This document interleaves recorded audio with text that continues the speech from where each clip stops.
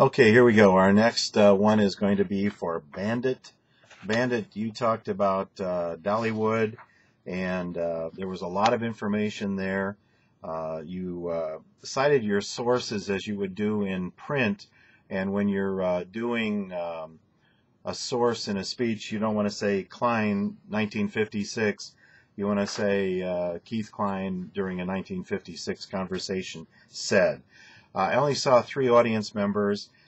Incidentally, one member of the audience had a hoodie on with the hood drawn tightly on the face. I have no idea if it was a male or female. I had no way of knowing how old the audience member was. That needs to be fixed. When you look down and read, it's hard to understand when you do this and you go down. You tend to garble your voice a little bit. You kind of rush the ending, and you only looked up at the very end of some paper shuffling pauses. You used the word debuted for debuted, and you also had a tendency to scratch a little bit while you're speaking. I've mentioned that in the past, not only to you, but to other people. Be careful of that. You used a phrase, E-Pod of the South. I've looked everywhere. I cannot find any reference to that. Have no idea what that means. When you give a speech, you want to be really, really careful about it. The overall speech topic was probably well chosen. A lot of people are interested in that, but you want to make sure in all informational speeches that you're not just doing a collection of facts in what you do. You want to make it interesting and informative. Tiny, you spoke about epilepsy. Very nice voice quality. Also, you were conversational. My comment to you on what you can do and pay attention to next time is build on this speech. It was just about as good as it can be. Very good. Innovative use of visuals. Also, using your finger in case you couldn't pick up the details from the screen, where you're showing flat and you're showing the bouncing up and down. Excellent job. Very well done. Slow down a little bit and watch your hand movement. You had your notes in your hand, which, by the way, is a very nice approach to doing things. I'm not a big fan of using cards because if you drop the cards, etc., but be careful about bouncing your hand up and down. Very, very good use of first person in what you did. Overall, this was one of the best speeches we've had. Going on to Samurai. Samurai, your speech was on the Milgram experiment.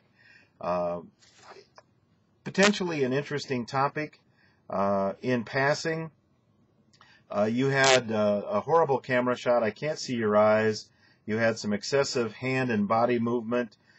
Too much zooming in and out because of the zoom, or because of the, I'm sorry, in a speech situation, I'll get this right. In a speech situation, people sitting in the back of the room can't zoom in and out. So whatever you're holding up has got to be large enough that people in the room can see it. They don't have the privilege of zooming in and out with the camera. Not enough of a tie to today's human behavior. And now here's my real clutch here. You were referring to something that is 46 years old. Now, in human experimentation, you have to have a permit to use human subjects. It's doubtful that that kind of experimentation will be allowed today, and I'm baffled by why you were hung up on something that's 46 years old that screams for, has this been updated? Has anyone done anything with this research since? What's happening in the field? Does this still apply today? All kinds of things. So you want to be really careful about that. Next up is love. You spoke about Dr. Martin Luther King. You have one of the best appearances of anyone in the class. You always look nice. You always dress well for your speeches, and I congratulate you on that.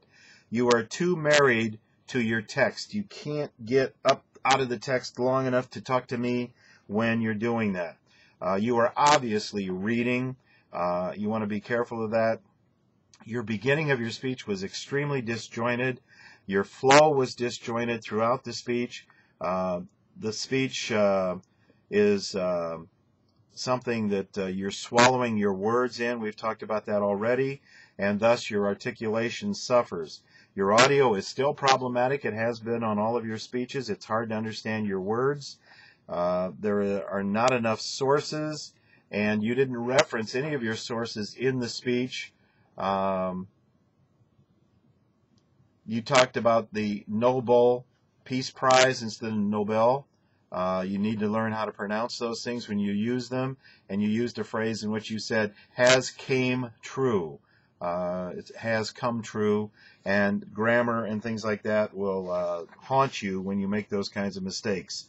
We have Cupcake, Biggest Loser type. Interesting visual.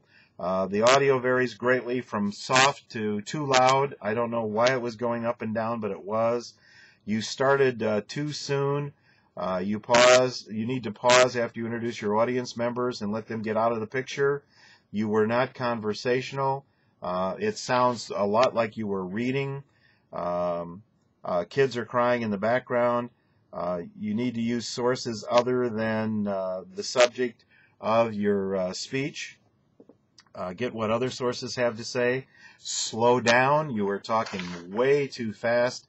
Watch the tisk sound. You on your sources, you had all the same source. That's not the purpose of the speech. You need to have a variety of sources to bring information to the speech. There's certainly, in this topic, are enough people that you can bring into the fore on the speech. Okay, we're going to pause here, and we'll come back in another video in just a moment.